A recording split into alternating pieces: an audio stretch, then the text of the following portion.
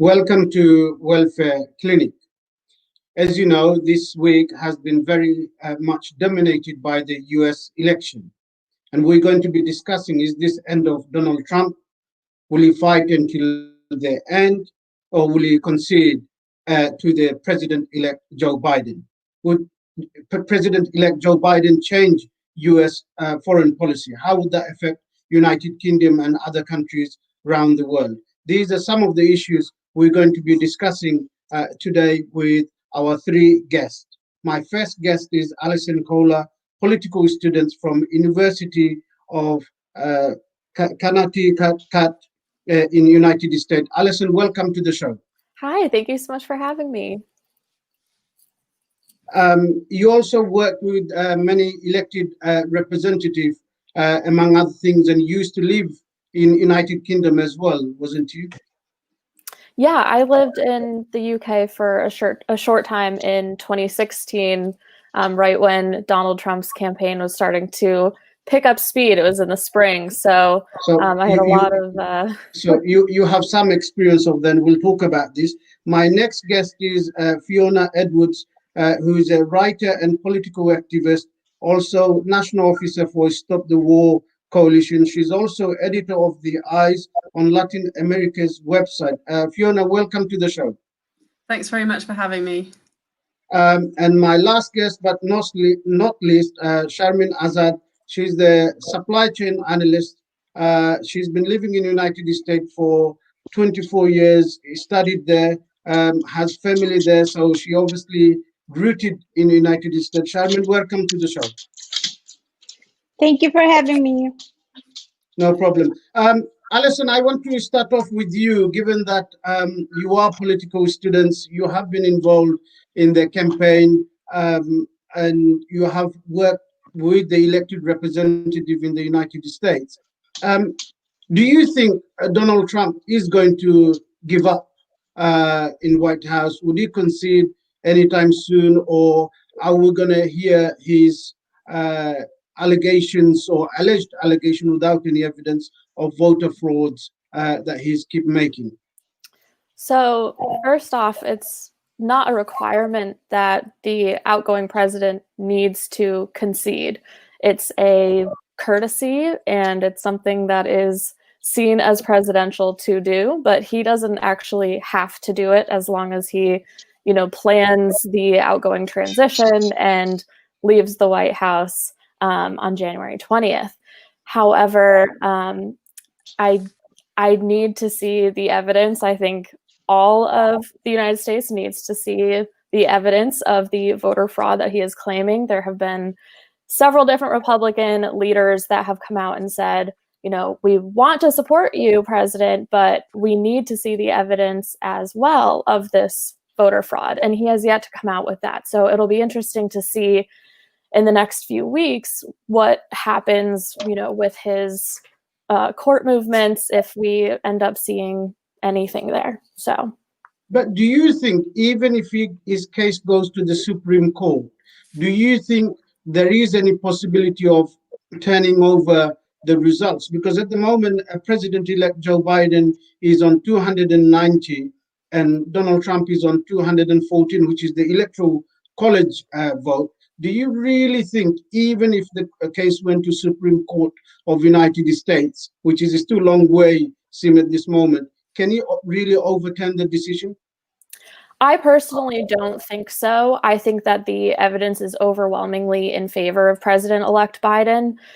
So I personally am not concerned, just based off of, the numbers, like you said, 290 to 214 is quite a vast jump, even, without thinking of those highly contested states that Trump seems to be so concerned about. So no, I don't think that there's a chance of an overturning.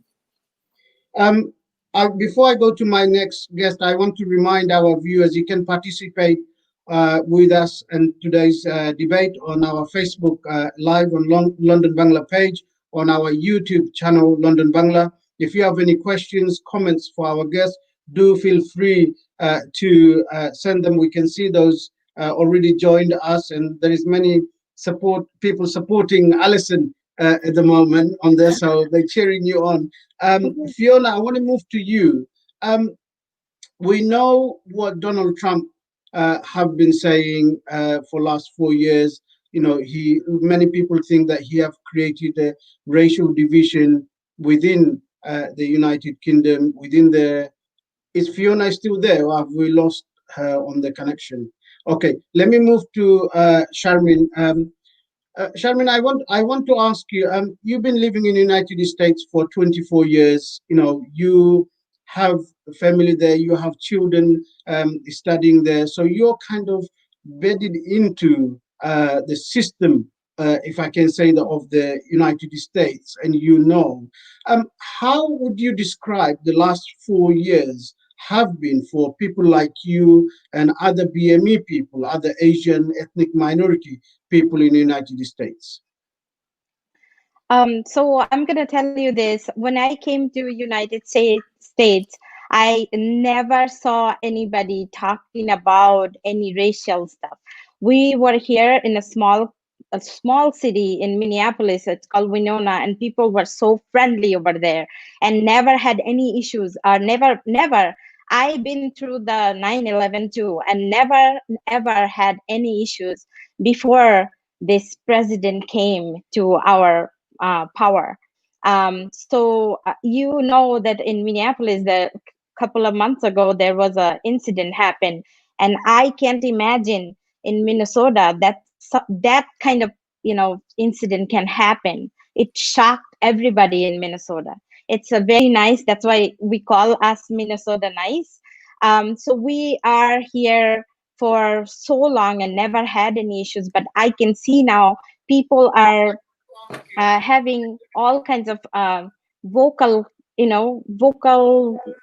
comments to other people, other racial people in Minneapolis. So if that can happen to this nice city, it can happen everywhere in the United States. So I never saw this division before, and I think it is time to end it. So if the leader can give us a assurance to be together, it's going to be awesome. It's going to be nice. Fiona, welcome back. I think we had a little bit technical problem. I want to ask you, obviously, many people say that Donald Trump have been very divided president of the United States. The racial aggravation when quite significantly increased in America, Black Lives Matter movement, Islamophobia, banning some of the Muslim countries or people from certain Muslim countries entering into United States. But on the other hand, a lot of people say, or his supporters at least would say that, he hasn't gone into any wars. He withdraw the soldiers from Syria. He is getting Israel and some of the Arab countries to do bilateral agreement and so on and so forth. In your opinion, given that you have been involved in the anti-war movement, do you think that, given all of those things, what would you say in response to some of his supporters who says those stuff? I think Donald Trump has been a menace to the entire world. One of his first actions very early in his presidency was to withdraw from the Paris Climate Change Agreement, which is crucial, and increase the US economy on fossil fuels. He's withdrawn from the Iran nuclear deal. There's been the war in Yemen from Saudi Arabia, which the United States has supported. He's increased military spending a lot. And all of this takes place in the context of the pivot to Asia, which was started under Obama, whereby the United States is trying to confront China economically, politically, through a trade war, and militarily encircling China, because they want to stop the rise of China. So there's been a bit of a shift in priorities to Asia. In addition to that, people in Latin America be able to tell the difference between a Democrat presidency and a Republican presidency, including under Trump. Trump has engaged in attempts of regime change in Venezuela, sponsoring a military coup in Bolivia last year, which has now been overturned. So I think across the world, Trumpism has been very bad for billions of people. So whilst some of the targets might have changed, a lot of there's still been American bombs dropping on people. You talk about Venezuela, which is quite interesting because he started to acknowledge the opposition leader as the president of Venezuela and invited him to United States, even though he never has been elected as president by the people of Venezuela. Yeah, exactly.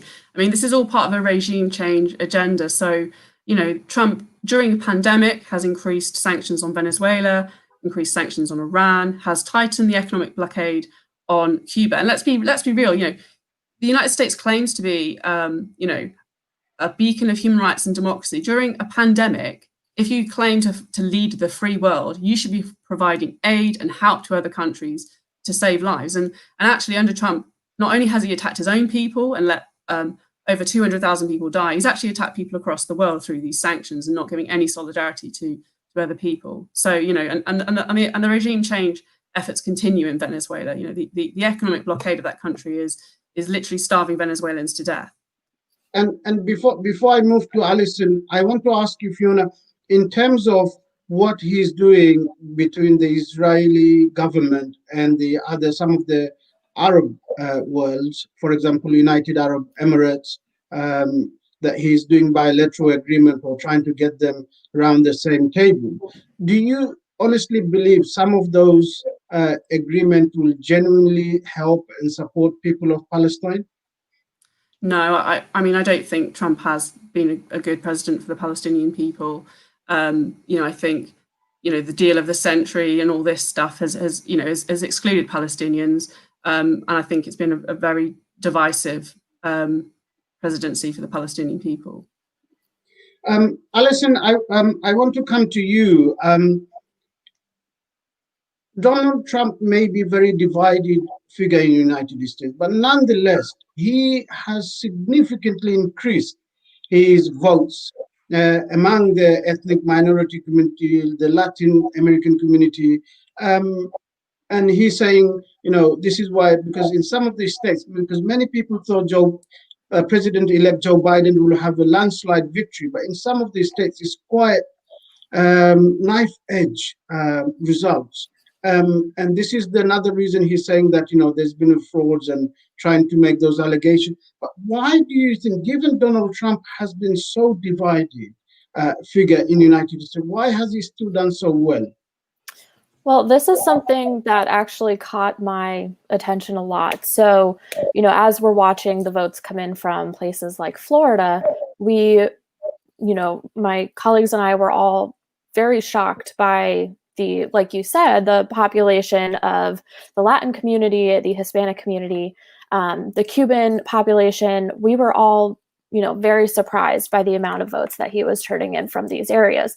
And what we are thinking, along with a lot of other pundits in the arena, we're all kind of thinking that it's because they unleashed the Trump campaign unleashed a very heavy accusational media campaign against Joe Biden and Kamala Harris as socialists. And it seems like this has really worked for these specific demographics. So, you know, that's why we're seeing these increased numbers in groups where, like you said, he has been so divisive and so anti-immigrant in any way, so anti-minority in almost every single way imaginable. So why have we seen these increase? Because he's painted them in the Democratic Party as socialist. Sharmin, I want to ask you, we had the Vice President, Kamala Harris, making a very important speech, and she said, I might be the first woman in power, but will not be the last. And many young children watching, you know, they will be inspired by that. Many women would be inspired by that, because they say that America is the country of possibilities. How did you feel when you saw the speech? You have a teenage daughter. How did she feel when she saw that speech? So we were watching together, and while you were saying, I got emotional, Oli. That comment from Kamala Harris was the best comment for myself and my daughter, we were watching together, and I cried a little bit, because then I looked at my daughter or my son, who actually interned for a governor over here, and I think my son has a chance to be a political leader in this country. I never thought an immigrant can be vice president, and that gives us hope, and that gives us so much a joy that my daughter or son can go and be a president or a vice president someday. So this is something that we all feel in our house, and it was really a very, very heart touching from her to say it was not the first. It was, it's going to happen more. And what do you think now the Joe Biden, president-elect of United States, do you think things will now change in positive direction than how it was under Donald Trump? I believe who voted for Donald Trump, they will never change their mind. But kindness and love and making them understand why we have to be united, it's gonna work. And I think Joe Biden has that ability to do it. And you saw his speech the other day, and he said, "We are not enemies.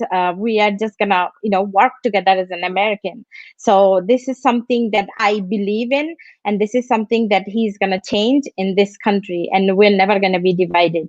And some people will make it difficult, like Donald Trump is doing. He's not condemning right now, and he will make sure he's gonna go to court and make it very difficult for everyone in this country. We got questions from one of our viewers. He's saying, how do you think Joe Biden can actually narrow the divide in the USA that has before of presidency? Allison, do you want to answer that? Yeah, sure. I think that Joe Biden is entering a little bit of an uphill battle. He is entering like one of the most divisive periods in American history in the middle of a pandemic. And in all honesty, Trump is going away, right? He's leaving the Oval Office, but Trumpism isn't leaving. And I think having a competent leader, if I may be so bold as to say that, I think having a competent leader is really going to, give people on our side of the aisle, on the Democratic side of the aisle, a lot of hope, and it's going to hopefully start to mend things between these areas. But Trump has given a megaphone to people who have been thinking these things for a very long time. And like we said before, people aren't going to change their minds, but hopefully the attitude of the country as a whole, Joe Biden has been saying from the beginning, he is running as a Democrat, but he is going to be an American president. Hopefully that mindset really starts to kick in, but the next 4 years it's not going to become a united country within 4 years. Thanks, Allison. Fiona, I want to come to you in regards to foreign policies. Obviously, especially for United Kingdom, our Prime Minister Boris Johnson had a very good relationship with President Donald Trump. Donald Trump himself said Boris Johnson is the UK's Donald Trump. And now that Joe Biden he will be the president at this moment, president-elect.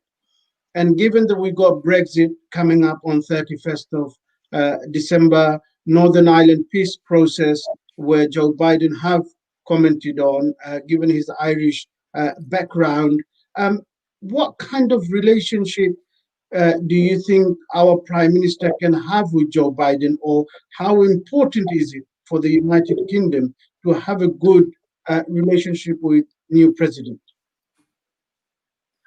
Well, I think that, it's the Britain likes to say it has a special relationship with the United States. Britain has been a very loyal junior partner in imperialist wars for the United States in Iraq, Afghanistan, supporting the war in Libya, supporting the war on Syria, Yemen, supplying, the Saudi regime with arms. So I think on the really big issues, the British ruling class and the US ruling class agree, and Britain will continue to play a role in those wars. And I think that kind of imperialist approach will continue from Joe Biden. Obviously, the situation of the peace process in Ireland is very important, and the Good Friday Agreement. And I think that Donald Trump was wanting a hard Brexit, supporting Boris Johnson. I think that he played a big role in making Boris Johnson the Prime Minister, to be perfectly honest. I think he intervened into British politics and internally within the Tory party. But I think that we've heard from Biden, Nancy Pelosi, and other Democrats, the Good Friday Agreement cannot be broken in this process. So I think that puts a spanner in the works. Boris Johnson has been prepared to break that international treaty to get a hard Brexit through. So I think, we'll wait and see exactly what happens. Yeah. Do you think? Sorry. Do you think that Boris Johnson is going to find it? Because when the Joe Biden was announced president-elect, many world leaders came out quite quickly, sending message of congratulation to him. But obviously, Boris Johnson was a little bit slower than other presidents. When Dominic Raab, when our foreign secretary was asked repeatedly on Sky News whether all the votes should be counted, he didn't want to give a yes answer. Do you think Boris Johnson is still a little bit disheartened that his friend didn't get re-elected, and he might find it a little bit more difficult doing trade deal and business with new president-elect? Yeah, I think it's probably even more disappointing for Nigel Farage, the far right leader, Yes. £10,000, bet £10,000 on Donald Trump to win. But yeah, I think it complicates the situation massively for the British government. The approach on Brexit is disastrous. That is being pursued in terms of economic ties with the EU. So I think that the genie has been let out of the bottle. We're in a very terrible situation, and I'm not clear exactly how things will unfold, but I think this does undermine the project because it was the Donald Trump faction of the US ruling class that want to break up the EU, and that they saw Brexit as an important way of weakening the EU. So this is a project that was started by Donald Trump, definitely, but I think the genie's been let out of the bottle. So I think there will be trade deals and discussions, but it puts Boris Johnson in a much more difficult situation, politically stranded. So we'll wait and see what happens next. Allison, I want to ask you about the COVID and coronavirus, what is going on. As Fiona said, over 200,000 people sadly have lost their lives, and many more probably would, as quite sad state of affairs we are in at the moment throughout the world.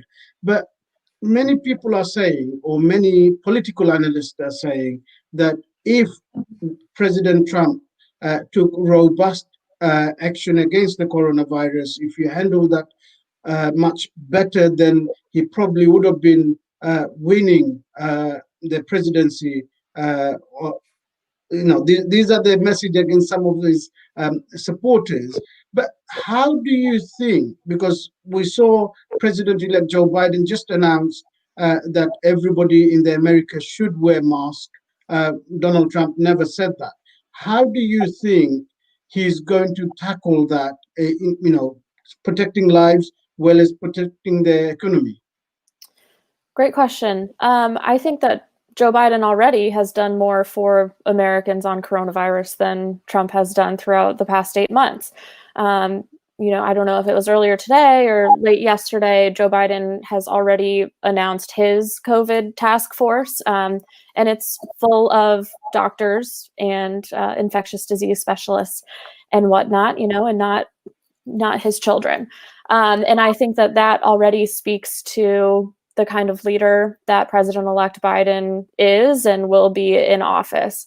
And I think like what you said, potentially if Trump had done something to tackle coronavirus a little bit better, maybe there wouldn't have been as many swing voters. But I do think that sort of reality never would have existed I don't think that coronavirus was planned by Trump, but I do think that he saw it as an opportunity to see how many people will follow him if he says the things that he is known to say. And I think it was an interesting experiment to see that so many Americans chose to listen to Trump, with, ingesting bleach and whatnot. But when he was hospitalized and he was tested positive with COVID, he was in one of his vehicle with the Secret Service agents, putting them at risk, going out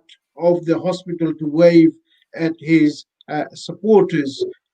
When I saw that, I thought it was very irresponsible for a elected president, but nonetheless, somebody who's been affected by the virus, potentially putting others at risk. I don't think that went very well with the ordinary citizen of the United States. No, you're absolutely right. I think that definitely impacted the swing votes that we saw in, recreating that blue wall that Democrats so desperately wanted to flip, and other than Ohio were successful in flipping. And I definitely think that his experience with the virus and, like you said, his handling of his own diagnosis, all of that definitely played into part of the ordinary American, or what we think of as the ordinary American, switching over to vote for President-elect Biden. But I do think for his supporters who, he's famously quoted as saying, I could shoot somebody on Fifth Avenue and people would still vote for me. I think that those people, they didn't quite see it the way that we see it. And, whether, I don't know why that's caused, I'm not going to get into that now, but I think that those supporters, that didn't mean a lot to them. To them, they saw, oh, he's better from coronavirus and he's with his Secret Service agents who are protecting him. So, it's an interesting mix of reactions there. Sharmin, I want to come to you, and I want to follow from the question I asked Fiona. Obviously, President-elect Joe Biden was vice president under Barack Obama for 8 years when the country was still in war, in some instance, illegal wars, killing many innocent people. Now that he is president, do you think he's going to be any different than how he was as a vice president under Barack Obama? I personally think when Barack Obama was in his presidency, he actually didn't create the war intentionally. It has to be done because of whatever it was boiled down from before. He tried to make it easier for everybody in the world, but it just happened at that time. And what Donald Trump did is pull all the force and troops back to United States again, and he doesn't want to pay for those troops to go over there and not have protected their country. They think it's for that country, so he bought it over there. Can I interrupt you, because obviously what you're saying, the Barack Obama accidentally went to do it wasn't an accident, because we know, the world know, when the Iraq war started, we was told the Saddam, then the president of Iraq, had weapons of mass destruction. We were sold it. The war was sold to us based on a lie, and Barack Obama could have pulled the troops from Iraq, knowing full well it was an illegal war that America was participating in. And sadly, United Kingdom was under Tony Blair, then Prime Minister of United Kingdom, who supported George W. Bush. Yes, so I think it's just an effect from George W. Bush that Barack Obama had to continue because it needs to be protected. The country needs to be protected, and also he could have stopped it, but he didn't have that ability to do it that time. I think all Barack Obama's action were not to harm any people or any country. That's my belief, and I think he tried to make it ease after what happened on 9/11 and what happened to the Iraq war. So he tried to lessen it, but it was an effect from the before war. I think one of the And also biggest... Go ahead. Yeah, Go and on, also Allison. it was getting Al Qaeda because they were attacking US, so he tried to protect the country from them too. I think one of the biggest mistakes of the Obama administration is, the fact that they were not able to withdraw troops from, Afghanistan. And I think that when we look at it, we have to look at the people that Obama was surrounded by, whether it was in, Congress or in his own White House. Obama is more of a centrist, and he was not the best human rights president as much as we love him. I think a lot of American presidents tend to not be the best human rights presidents.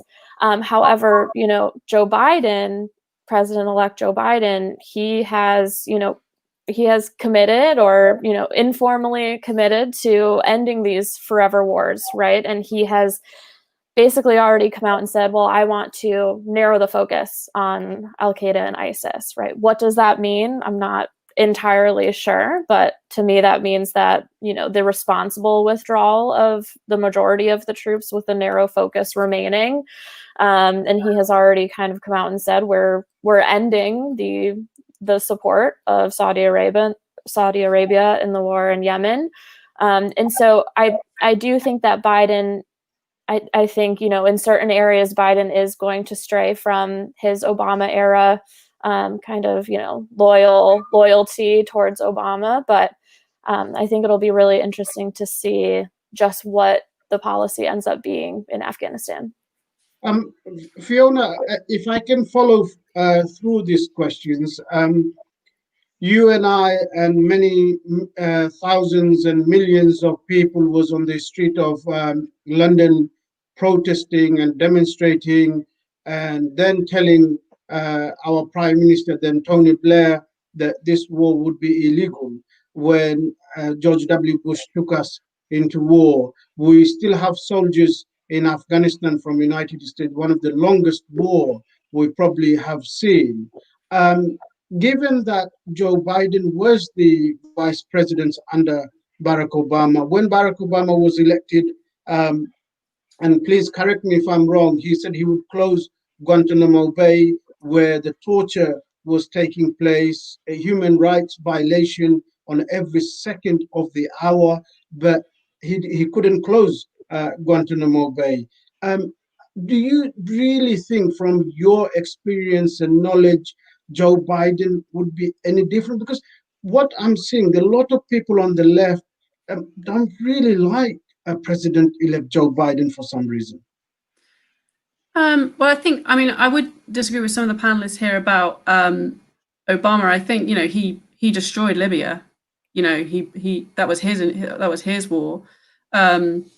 He used more drone strikes as well. And as I said before, the thing is, there's from the Obama presidency, there was a pivot to Asia, and I think there's a bigger picture here where the US are wanting to draw down their own direct involvement in wars in the Middle East and get some of their allies to do that, whether that be other Arab states or European powers. And they want to confront China, which is rising technologically and economically. And so there's a new Cold War on the scene. And so that is why, there's 400 of the 800 US military bases surround China. They're increasing the military budget. So I think that's the bigger context of what's taking place. I think, as has been mentioned before, I follow Latin America very closely. The people of Latin America will not be able to distinguish very much between Donald Trump and Joe Biden. The agenda there is still to attack the progressive movements, the social movements, the left-wing governments, to attack Cuba, to try and overthrow the Venezuelan government, to attack Nicaragua. Just now, the Bolivian people have defeated, after 11 months, a US-backed coup, which overthrew Evo Morales. And today, Evo Morales returned back into the country. Having said that, I wouldn't want to say that there's absolutely no differences at all between Donald Trump and Joe Biden. For one, returning to the Paris Agreement is very important. The issue of the World Health Organization, the fact that Donald Trump was making moves to leave that during a global pandemic is, absolutely appalling. But I think on the really big issues, the US ruling class are agreed that the priority is that the US should be the dominant force in the world, and they see China as a major threat to that. So I think we'll see more and more rhetoric against China, which has been a huge theme of the US presidential election. The whole year we've heard so much about the Wuhan virus and attacking China for the coronavirus, when actually what we really need is international cooperation to unite against these common threats facing humanity. Obviously, you mentioned China. Donald Trump didn't have very good relationship with the Chinese authorities, and he described the coronavirus as a China virus, and he kind of vigorously attacked. But do you think Joe Biden will now reestablish the relationship with the China? But I also want to ask you, in terms of the Iran, some of the sanction, the agreement was in place with the Europe and the United States. That's something Donald Trump has pulled out of. Do you think President-elect Joe Biden actually should reinstate that agreement, because it's much easier to achieve things when we're working collectively than when we're attacking each other, as he said in his speech? Yeah, I think that's a real test. Will Joe Biden get the US back into the Paris Agreement? I think that's very likely. Will Joe Biden be able to reestablish the Iran nuclear deal? I think that's very important. I think the international community, progressive people across the world should be demanding that. And I think we want to be demanding a more multilateral world where the US doesn't dominate world affairs, where we have, a functioning, a World Health Organization, which the US participates in rather than undermine. And, I am sad to say, I really do think that the issue of confronting China and having a Cold War in China is a bipartisan issue in the United States. And I think that's a huge mistake. And I think it's very important for, as I say, progressives across the world. It's not in the interest of humanity to have this big conflict, this big aggression of the United States against China. So, but I think that is something that Biden will pursue. Sharmin, I want to ask you, in terms of now that the election is almost over, but it's not over just yet. In terms of the employment, the healthcare system, the Obamacare, some describe as a very good initiative, some describe it's not. Obviously, outgoing President Trump said that he was going to abolish that because it didn't help people. In your opinion, as a resident, as a mother, as an employee in the country, how do you think the employment and economy will be affected, or working class people will be affected? And I also want you to touch on the Obamacare. What do you think of that? So I believe in Obamacare is something that if you have an existing medical condition, you can still have the insurance. And lots of people in the United States have all kinds of health issues that they're going through. And if Obamacare is not there, they are never going to get an insurance. And actually, to tell you the truth, Trump didn't came up with any insurance yet. So Obamacare is the only possibility that everybody is going to get a cheaper insurance, because we don't get any paid insurance like you do have in Britain. So yes, it should be continued, and it should be here. Then people will have some insurance that they can afford.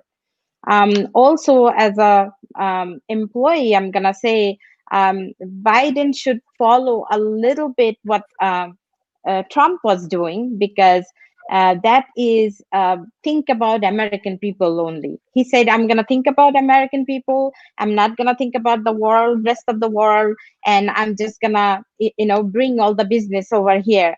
So keeping that in mind, I think Biden should move forward that, yes, most of like 70 million people who voted for Trump, who believe that they are going to bring all the businesses over here and everybody will have employment, because lots of the manufacturing company are getting shut down in the US because all of them are going to China and other countries, and we are losing our job.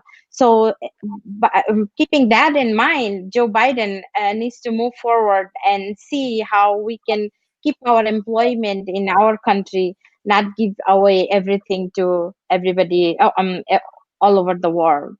Yes, we can do the business, but not really giving all the jobs to them. Allison, let me ask you, in terms of the climate change, Donald Trump pulled out of the Paris Agreement.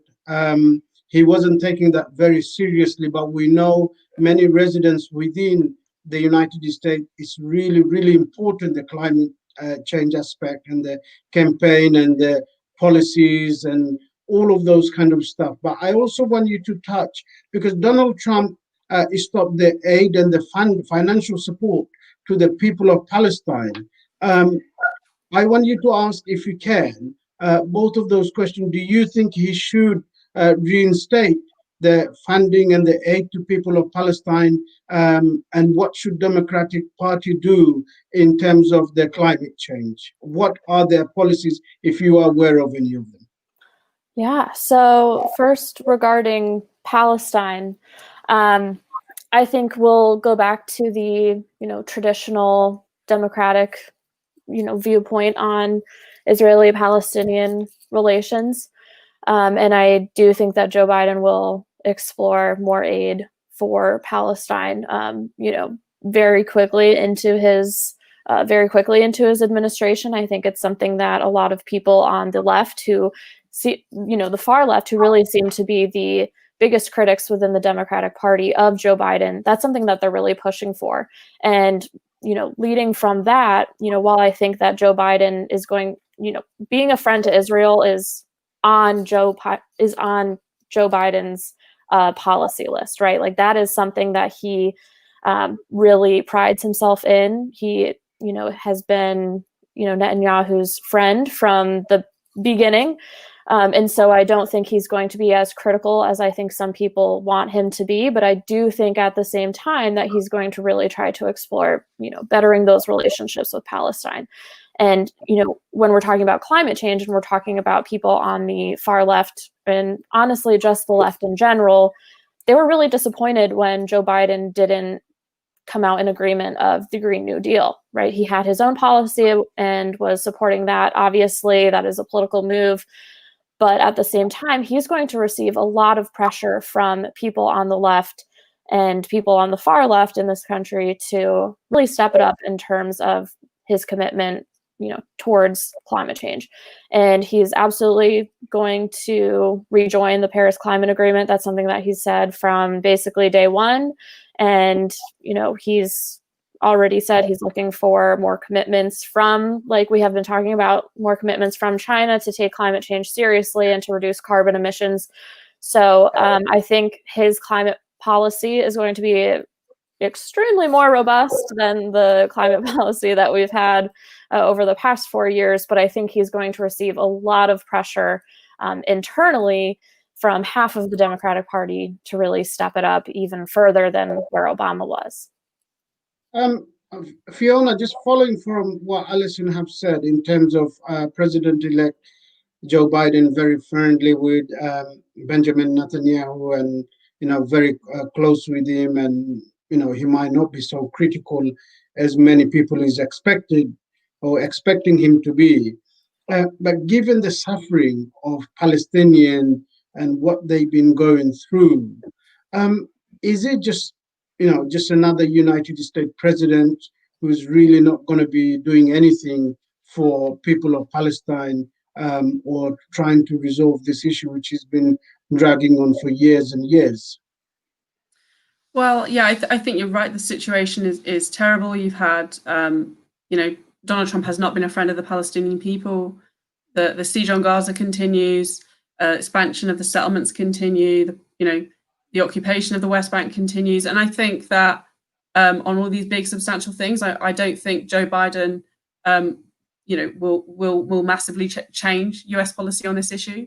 I think the situation facing the Palestinians is very terrible, and the United States is not going to be a friend of the Palestinians at the moment.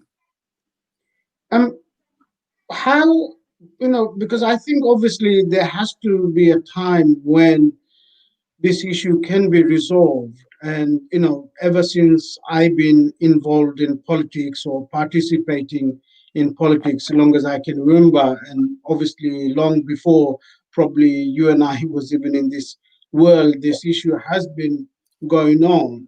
And the suffering and the killings seems to be continuing the way Israeli soldiers behave, the government behaves. And in United Kingdom, obviously, we're seeing what's happening with anti-Semitism and anti-Semitic.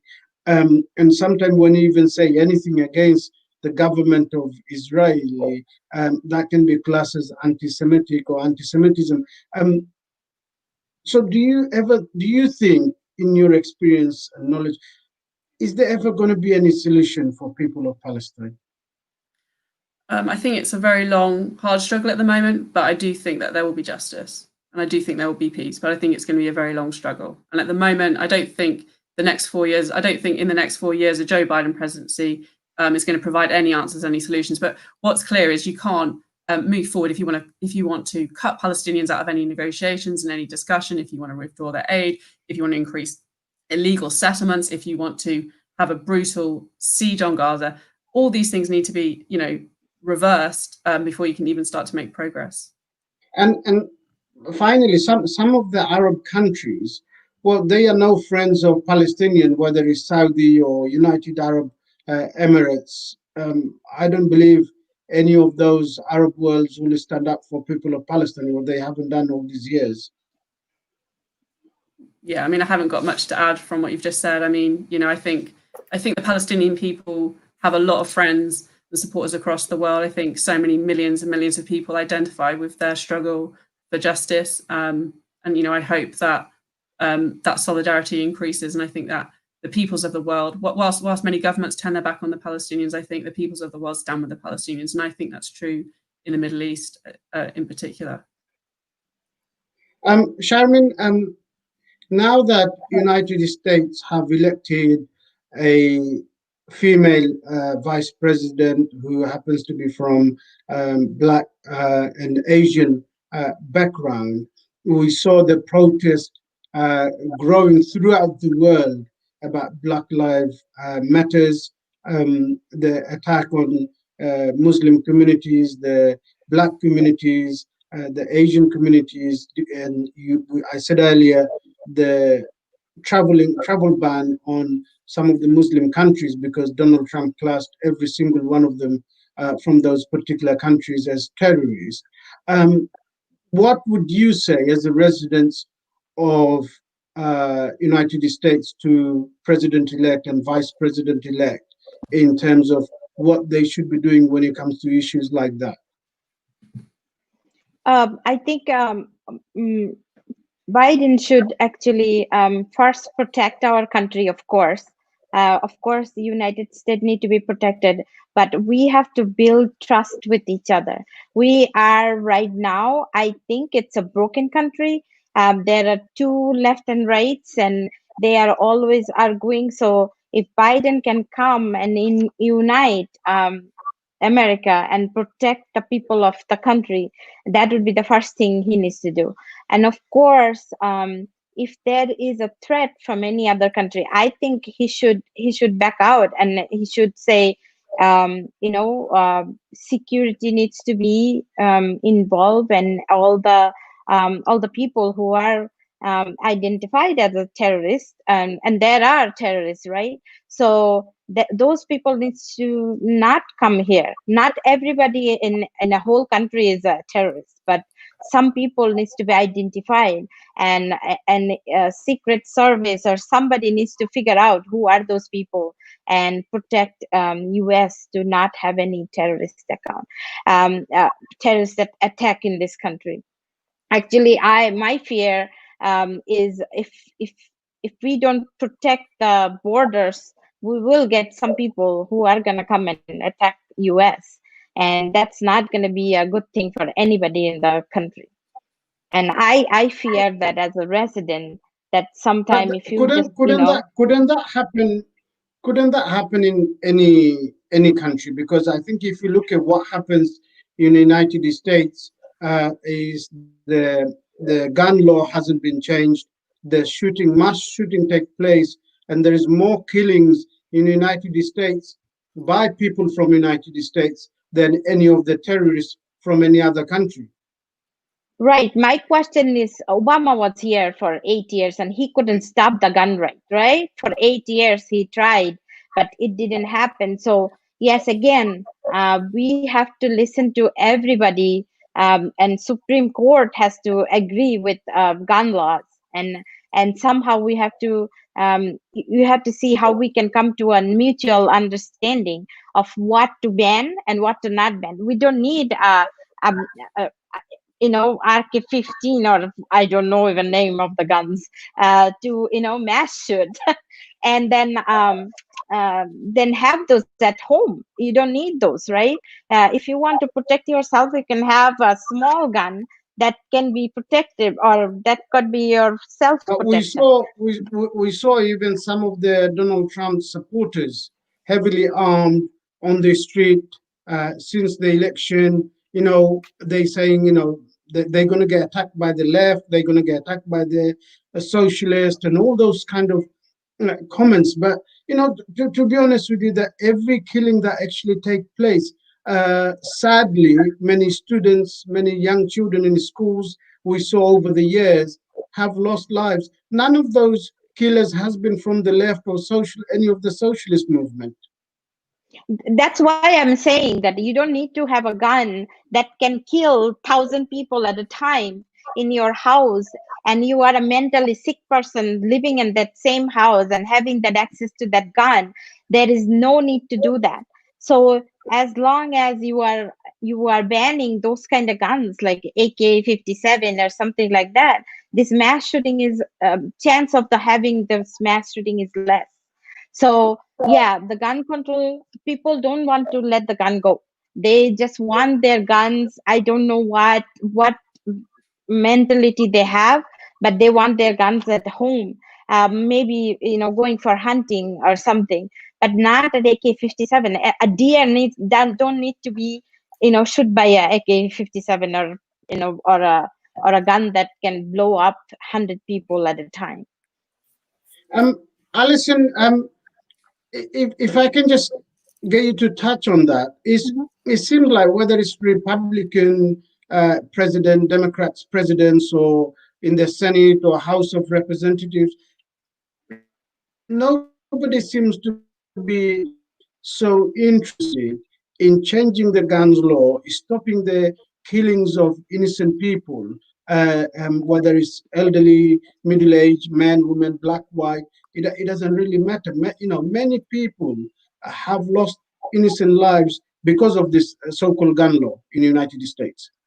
So I'm going to disagree and say that there are a lot of people in the House of Representatives and in the Senate, as well as in local advocacy itself, who this is actually their number one concern. I'm from Connecticut, and a lot of people outside of Connecticut and outside of the United States know our area for the tragic Sandy Hook shooting back in, oh my gosh, when was it now? 2014, 2012 in December. And it was a huge awakening for a lot of people. Unfortunately, not for many people on the right side of the aisle who are backed by the National Rifle Association, which is a large group that has unlimited funding, it seems, to support politicians and to support the Second Amendment, or how they see the Second Amendment, right?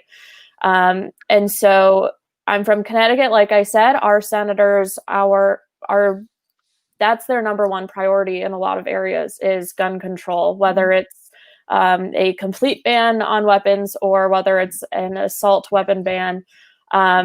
it really is at the forefront. And the reason why you don't see a lot of change, at least on a government level, is just because of GOP support by the NRA and other gun lobby groups. And it's really unfortunate, bordering on, it's very disappointing, right? When we see a lot of mass casualty coming from people who shouldn't own weapons in the first place.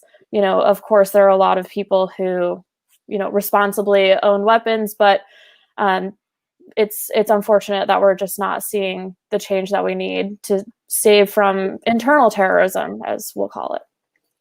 And before I move to Fiona, I just want to ask you one final question in terms of Joe Biden, president-elect. In Senate, Republicans seems to have done much better than Democrats. And a lot of people saying that Joe Biden may be a lame president because he might not able to get any of the policies through the Senate, but also on the other hand, some supporters of Joe Biden saying that he has exceptional negotiation skills and he might be able to work through. Do you think, given that your experience and you worked with some of the Democrats in the past, do you think he would be able to get policies through the Senate? So there are 2 runoff elections coming up before January 20th that could allow Democrats to regain control of the Senate, and that would be huge. If they do not, I think you're right. Joe Biden is known for his incredible negotiation skills, and a lot of people have been talking, will we see the Mitch McConnell that we've seen from the Obama era, right? During the Obama era, Mitch McConnell was, he worked with Obama and he was able to have conversations with him and was much more agreeable than the Mitch McConnell that we've seen during the Trump era.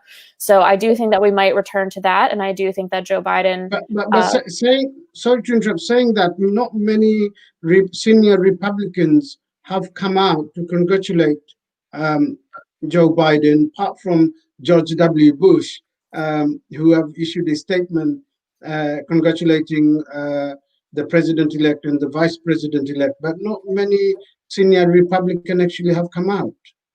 I think we'll see that change in in 3 weeks' time. If there's not this proof of election fraud that we've been promised from President Trump, I think a lot of senior Republicans who value tradition and who value Constitution or who claim to, I think we'll see a big reversal in that. Fiona, I want to ask, given that people of America have voted out President Donald Trump because of his divisive policies, his racism, his Islamophobia, and all of those things, we have a prime minister in the United Kingdom pretty much have similar policy or made similar remarks in the past, if not right now.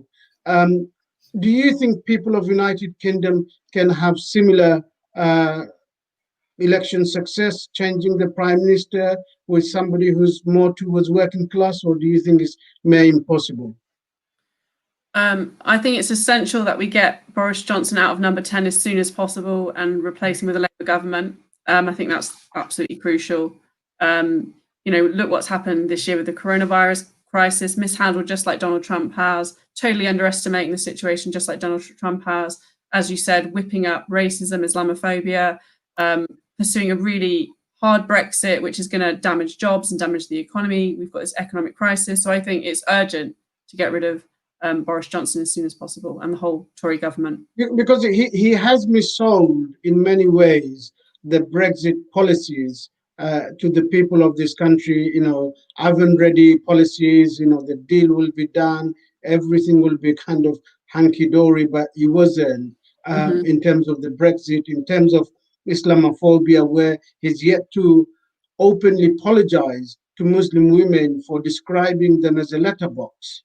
Yeah, I mean, it's completely disrespectful. I mean, he's attacked so many minority communities through his political career. I think that's one of the things that has defined his political career, actually. And I think the whole Brexit sham, it's a sham.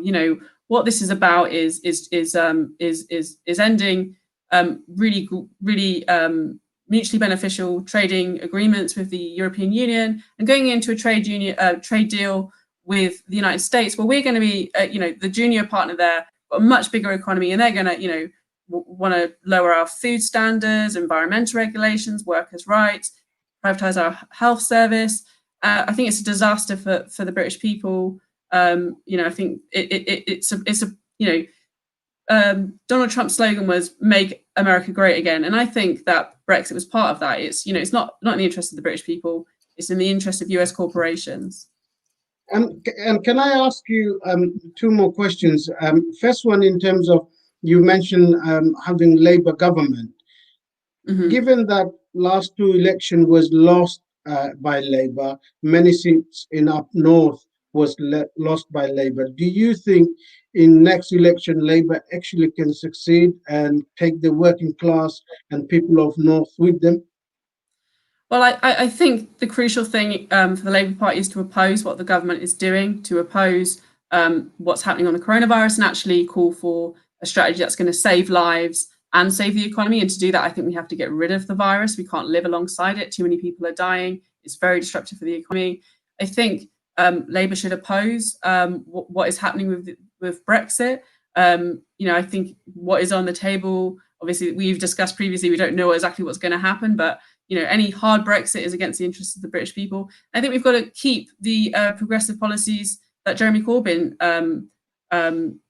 developed, that was so popular, that the policies that are very popular has been mentioned in the United States, around investment in a Green New Deal, around improving people's living standards and ending austerity. And I think a progressive policy platform challenging the Tories is really important if we're going to get a majority Labour government.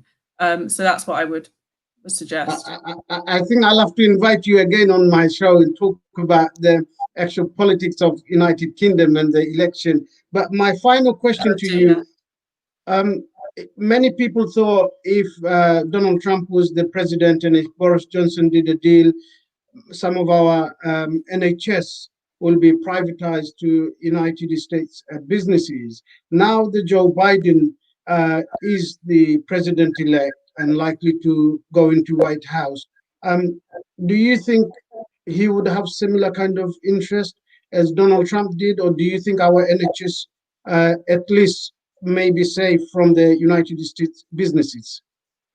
Well, I think the key issue is, the British government is pursuing a hard Brexit with the United States, and as I said before, I think the genie has been let out of the bottle. I think this was a project of Donald Trump, but I'm not convinced that necessarily going to get a full U-turn from the US government. Obviously, I would really support that, but I think I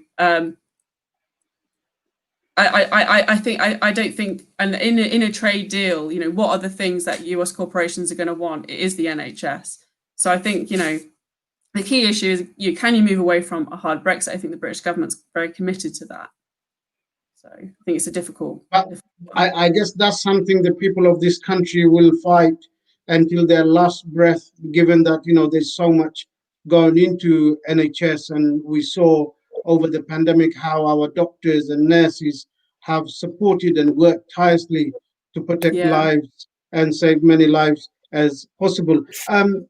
Allison and Sharmin, before we finish the show, I want to give you guys the opportunity, given that America is so divided at the moment, in different communities, different culture, different race, what would be your message to people of or ordinary citizens of America in this very uncertain time or period of time that we are going through?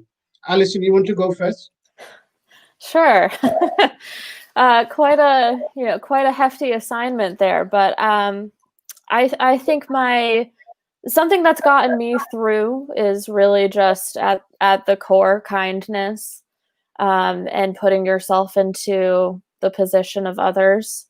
And I think that that's something that since June, since Minneapolis, since George Floyd, I think that that's something that has really spoken to me, is kindness, really, and for the American people to keep that at heart. And I think that's, unfortunately, as corny as it sounds, is something that everybody has a little bit of, and that we need to cultivate it more. I will.